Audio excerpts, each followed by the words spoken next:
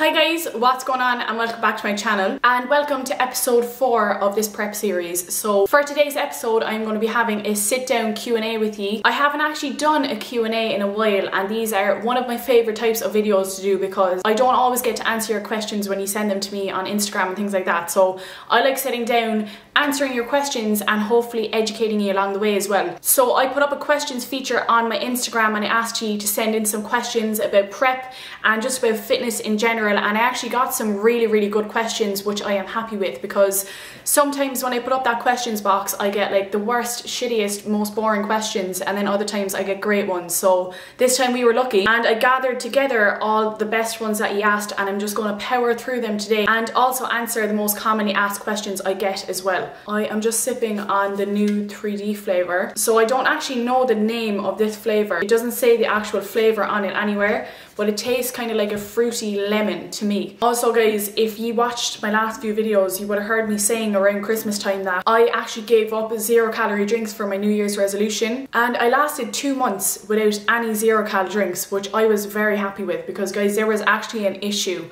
I was drinking so much 7-Up free. I was having like 3 or 4 cans a day and I was just bloating, and I was like, this just has to stop. I was actually developing an addiction. So I cut them all out for 2 months, and then I was sent these the other day, and they actually just sent me another massive crate that I haven't opened yet. And you know what? They help a lot when I'm on prep. They definitely help with cravings and hunger. It kind of quenches your hunger a little bit. And of course it's loaded with caffeine as well, which is honestly what I need before my workout. So I lasted 2 months, and 2 months is good enough for me. I do promise you though, I am never going to go back to drinking as much 7-Up as what I did. I'm going to like cap it at 1 0-cal drink a day. Okay, I'm not going to delay it any further guys. I'm going to dive straight into these questions. Okay, question number 1. Do I ever struggle comparing my body to others? To answer this honestly, I do find myself comparing myself to others, but I wouldn't say I struggle with it because I don't really see it in a negative way. I think it would be easy for me to sit here and tell you, oh, don't compare yourself to others, that's so bad, blah blah blah, but honestly guys, in this day and age, it's impossible to not compare in the back of your head. Obviously not all the time, but from time to time, it's normal to compare yourself. Especially with social media these days, we are constantly being flooded with pictures and videos and content from other people, but we don't always have to see it in a negative way. Yes, I do compare myself from time to time, but I do it in a constructive way where I would use someone else's hard work as motivation instead of getting down because I don't look the same as them. It's all about your outlook really. Of course, you're going to compare yourself from time to time, but once you do it in a positive, more constructive way and use it as motivation as opposed to using it to get yourself down, then having someone as motivation is not a bad thing. I remember when I started lifting, I used to have pictures of Michelle Lewin in my camera roll, and I loved her at the time, and I used to use them as motivation, and I don't think there's anything wrong with that. Of course, it would be an ideal world if we could all just be so happy with ourselves that we would never compare ourselves, but you know what guys, that's just not the reality. We are going to compare from time to time, but once you use it and do it in a constructive manner, then I don't see anything wrong with it. Use people as motivation. Okay, next question. Do I find myself receiving a lot of negative comments / remarks online since I started prep? Obviously, I work online. I work as an influencer through YouTube and through Instagram, and I put myself out there, and not everybody is going to like me, and that is completely fine. As your audience grows, there will be people that disagree with you, there will be people that absolutely hate you, and there will be people that want to hurt your feelings, and I think every influencer at some point gets hate. One thing I will say though is that especially on YouTube, the only hate comments I really get seem to be from old men. All of my younger supporters, girls and guys, seem to be really supportive and happy and like motivating, whereas sometimes I would receive like really nasty comments about my physical appearance, or comments like really trying to hurt me or get under my skin, and they are like 99% of the time from old men. And you know what guys, that kind of says it all. I grew thick skin since I started social media. I remember when I started, I used to get really upset from like negative comments or people that would like mock my appearance and things like that. It used to get to me, but honestly guys, nothing faces me anymore in my comment section. I have gotten it all at this stage, and it just doesn't bother me, especially because 95% of my comments are really supportive and positive, and I'm so lucky to be able to say that. As I said, I put myself out there. Not everyone is going to like me, of course. Everyone's going to have their own opinion. So since I started prep, I did notice a little bit more people kind of being picky on my physique, because I'm being more picky on my physique. I'm putting myself out there a little bit more, and I have noticed people like, you know, telling me I'm not capable, or saying, oh, your legs or your glutes are too chunky, you don't have the body for a bikini competition, like etc, etc. But honestly, the amount of positive comments completely outweigh that, so I take no notice. And as I said, I'm not going to be everybody's cup of tea. Some people just get satisfaction from trying to get other people down. I'm just grateful that I'm not someone that has to try to get other people down to feel good. I try to get out as many positive vibes as I can and educate you along the way and have fun, so that's my main focus. Negative comments will always be there, and you know what, that's just part of being an influencer, I guess. Next question is probably the most commonly asked question I have ever gotten, and it is how to get a smaller waist. And to be completely honest, in my opinion, the way you can get the illusion of a smaller waist is by building up your other body parts, especially your upper body. Loads of girls are like super afraid to train lats or shoulders because they're afraid of looking manly, but honestly, I have killed myself for the last 2 to 3 years training upper body, and that is what has helped me the most with achieving a smaller looking waist. Sometimes you actually have to forget about the waist itself and work the body parts around it instead to make it look smaller, if that makes sense. My waist is probably the exact same size as what it was when I started lifting, but it just looks smaller now because I've built everything else around it. And that's the fun thing about bodybuilding, it is an illusion and you can genuinely build your own physique. Of course, another way of getting a smaller waist is just dieting and cutting down, because majority of us hold most of our fat in our midsection, and as soon as you start cutting down, of course your waist is going to get smaller too. But if you really want to get the illusion of like a super small waist, then don't be afraid to train upper body. Train your lats, train your shoulders, and of course train your glutes and legs as well, because it's the proportions that matter more than the actual size of your waist, if that makes sense. You could get 2 girls with the exact same size waist, but if one girl has bigger lats, shoulders and bigger glutes and legs, her waist will appear a lot smaller than the girl that hasn't built any other tissue. So just keep that in mind. Do not be afraid to train your upper body. You are not going to look manly. You'll actually probably look more curvy and feminine, if anything. But that is how to fake a smaller waist. Okay, next question. Has my sex drive decreased since I started prep? Very juicy question. And to answer, it hasn't. So I am 8 weeks in and I have another 8 weeks to go, so halfway there, and I haven't noticed any difference in my sex drive. It's honestly the exact same. But I have noticed myself getting a bit more tired, especially as of like the last few days when my calories dropped again. The main reason why people's sex drive would decrease on prep is because you're literally just low on energy, and sex is probably the last thing on your mind when you get into bed at night. You just want to go to sleep and recover, and you don't really want to have sex because you're too tired.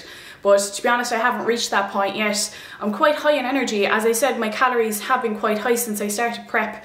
What I feel over the next few weeks now, when things start dropping and when my weight starts going down, I'd imagine my sex drive would decrease a little bit, because I'm probably going to get into that bed in my big huge fluffy pajamas and just want to curl into a ball and sleep for 10 hours. But that's just all part of it. But yeah, to answer that question, so far so good. I still haven't lost my sex drive. I'm chilling. Next question, do I drink alcohol on prep? And the answer is a big fat no.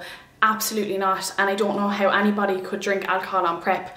Firstly, if you're committing to a prep and if you're committing to go on stage, alcohol should be the last thing on your mind. If you're training hard, focusing on your recovery and eating good foods, alcohol just shouldn't really come into the equation if you're going on stage. And secondly, when you get down to a lower body fat percentage, it would honestly be probably dangerous to start drinking alcohol closer to your show day because your body fat is so low. I'd imagine if I had a drink like from 6 weeks out onwards, I'd probably get so drunk so fast, because the smaller you are and the lower body fat percentage you are, your tolerance obviously goes down a lot. So no, I haven't actually had a drink in around 2 months now, and I feel incredible. I really don't miss the hangovers at all, because I get the worst hangovers in the world. I could honestly have 2 or 3 drinks and the next morning I wake and I'm like, this is the end. Like, I literally can't handle it. And I've been so productive since I've cut them out, because coming up to Christmas, especially at the end of last year, I was out way more often and I was just feeling unproductive and groggy. And as I said, it's been 2 months now and I don't miss it at all. And I just think my environment is really good as well at the moment. I'm not thinking about drinking, I'm thinking about progressing. And there'll be plenty of time to enjoy myself after prep. But for now, I am solely focused on my shows, and drink definitely doesn't come into the equation when you're on prep for a show. Okay, next up, This lady asked, I'm not sore after my weight sessions, am I doing something wrong? So I know a lot of people think that you have to be really sore after your workouts for them to be effective, but that is a big massive myth. You don't have to be sore, and to be honest, majority of the time I am not dying after my workouts. When I started in the gym, I was definitely a lot more sore because you're obviously just not used to it. But I train really hard, and most days of the week I'm still not sore because I'm obviously prioritizing my recovery as well at the moment. So just because you're not sore, that doesn't mean you're not progressing. It just depends on your recovery capabilities. So I don't think you're doing something wrong. Next question, how much weight do I hope to lose by the end of prep? To be honest, I don't actually have a goal weight in mind.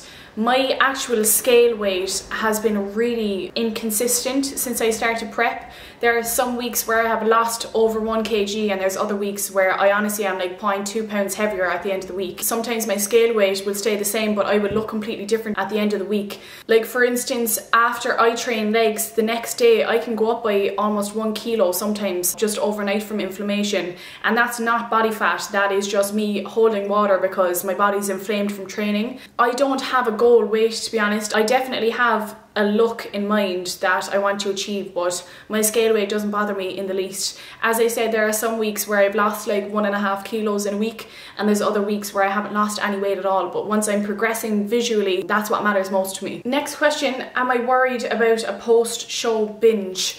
So for anybody that doesn't know what that is, if you're not familiar with like competing and stuff, it's quite common that when people compete for the first time, or some people when they compete every single time, they binge quite bad after their show. Because you've been deprived for so long and because you've been in a deficit for so long, some people just go absolutely ballistic after their show and eat everything that's around them and gain a load of weight really fast. And to be honest, that hasn't really crossed my mind. I have a really good relationship with food at the moment. I wouldn't say I've ever had a binge eating disorder, but I definitely went through periods like maybe 3-4 years ago where I would starve myself during the week and then splash out at the weekends and eat a load of shit. But I haven't done that for years. I went into prep with a really steady mindset towards food, and I haven't had any urges to like go crazy and eat off plan. And I think that's really important if you are going into a show or even like a photo shoot or something like that where you know you're going to be restricted for a period of time with food. You need to make sure that you have a good, strong, healthy relationship with food before you go into it, because if you don't, you will most likely backlash really hard and end up feeling and looking way worse afterwards. So I haven't really thought about a post-show binge. One thing that will definitely help with that is having a plan in place with my coach for after my show. So once I have a plan in place, I think I'll be fine because I haven't noticed anything worrying about my eating habits so far. How did I increase my calories to the point where 2000 is a deficit? So I answered some questions on my Instagram story the other day, and I got a lot of people responding to the story where I said that my calories were currently at 1950 and that is a deficit for me, because a lot of girls are actually afraid to even eat that much. But to answer your question, I have always had a really fast metabolism. I was super active growing up. Like every single day after school I would have 1 or 2 sporting activities, whether it was Gaelic football or basketball or going to the gym. I've always been super active, and I think that definitely helped with my metabolism. And the reason that 2000 is a deficit for me now is because I had a structured off season where I gradually increased my food. When I needed to, I built more muscle tissue, and having more muscle tissue means that your metabolism will increase with it too. So I basically had a much better starting point this time around compared to what I would have done before if I didn't start increasing my calories. I started this prep on just over 2300 calories and I'm down to 1900 now on my training days. So I'm lucky that I had a good starting point, and I'm lucky that I did actually commit to doing a bulk last year. I was so afraid of gaining weight for such a long period of time, and I feel like lots of girls can relate to this. The thought of gaining weight just scared me because I didn't want to look out of shape, I didn't want to feel soft, but it was all in my head really, and the benefits that come with actually doing an off season and actually gaining weight and increasing your calories outweigh the fears I had of gaining weight, and it gave me a way better starting point for this prep. So if you want to increase your metabolism, you need to be training really hard and you need to be getting stronger, because the more muscle tissue you have, the better your metabolism will be. and B, don't be afraid to increase your calories, because the further up you can go in your off season, it will give you a better starting point for when you do want to cut down again. Next question, best exercise for building shoulders. So I would say cuffed lateral raises. So when you put a cuff on the cable machine basically and put it down low, it's really good for isolating your side delt, and having big rounded side delts gives you just nice shoulders in general. So if you're looking to really isolate your shoulders and grow them, then I would definitely be incorporating cuffed lateral raises into your routine. Okay, so I just have like 2 or 3 questions left, so I'm just going to power through these. How long did I have to take off the gym after getting my boobs done? So I think I had to take 6 weeks off of like doing absolutely no weights. I couldn't even train lower body for 6 weeks, and I think it was around 8 weeks until I could train upper body again after getting them done. But I know that a lot of girls had a lot of different experiences with this, because some of the girls that I was talking to were back training after like 3-4 weeks. That was absolutely not the case for me. Like, I still had to be helped like getting dressed when I was like 3 weeks post-op. So it took me 6 weeks to be able to train legs again and 8 weeks to be able to train upper body. And when I got back, I thought I would never be strong again. I was literally so disheartened because I felt like I had lost all my strength, but it came back in no time. But yeah, to answer your question, it took me like 6 to 8 weeks to like properly get back into lifting. How many calories do I burn on my Fitbit every day? So to be honest, I don't actually know how many calories I burn on my Fitbit, and I actually don't care either, because I don't need to know how many calories I burned. It's like completely irrelevant. Once I know my maintenance calories, and if I'm bulking or cutting, I know how many to increase it by and I know how many to decrease it by. So I don't think there's any need to be checking how many calories you burned on your Fitbit. I think that would actually drive me crazy. The only thing I use my Fitbit for is to track my steps and track my sleep,